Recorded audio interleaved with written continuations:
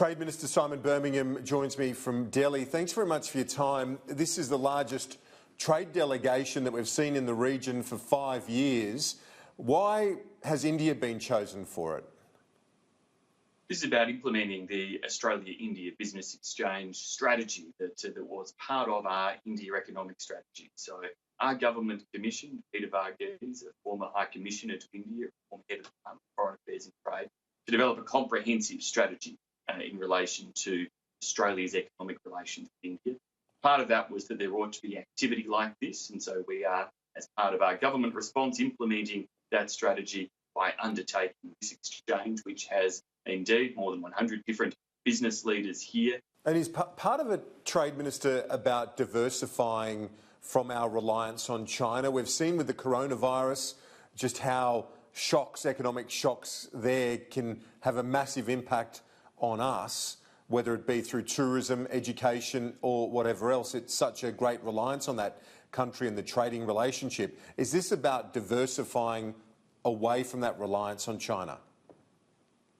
Kieran, our government's relentless approach has been on creating the maximum number of opportunities and choices for Australian business. So that's why we've done trade agreements not only with China but with Japan and Korea, why we continue to pursue the Trans-Pacific Partnership even after others said we should walk away, why we've recently just, of course, concluded and are bringing into force various agreements with Hong Kong, Peru and Indonesia, why we're in negotiations with the EU, why we stand ready to negotiate with the UK, why we continue to pursue other trade opportunities in large countries like, of course, India, but equally are very mindful of other emerging partners across the region, such as Vietnam.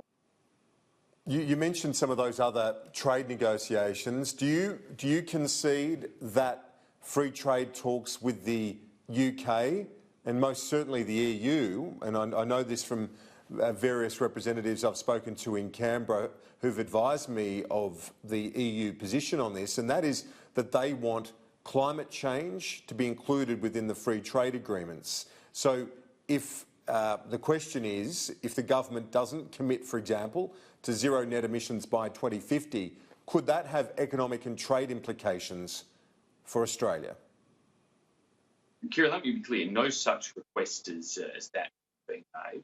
We would be more than willing, as always, to reinforce our commitment time and time again to the implementation of the Paris Agreement, to the efforts that we are doing as a country in terms of leading in renewable energies. I saw research the other day by Bloomberg New Energy Finance demonstrating that Australia was basically second only to the European Union in terms of forecasts around the projections of penetration for renewable energy. So I'm confident that if we are going to have discussions at any stage about energy transformation, about climate change matters, that Australia has a positive story to tell and that we will do that in the most positive way with our European friends.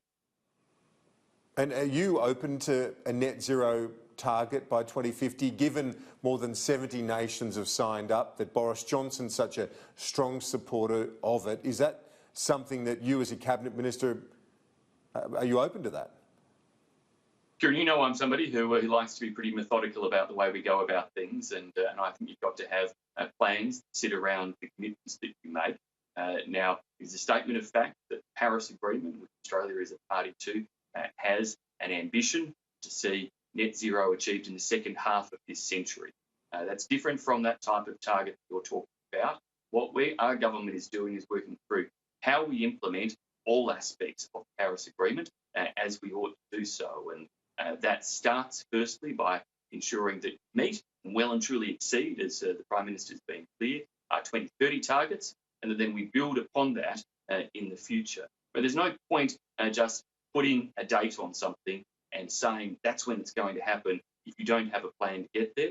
We've demonstrated down to the last tonne how we're going to meet our 2030 targets, and we'll make sure that we have clear strategies around transformation, not only in the energy sector, but also in relation to the transport sector and other emitting sectors as we look at future steps in relation to climate change.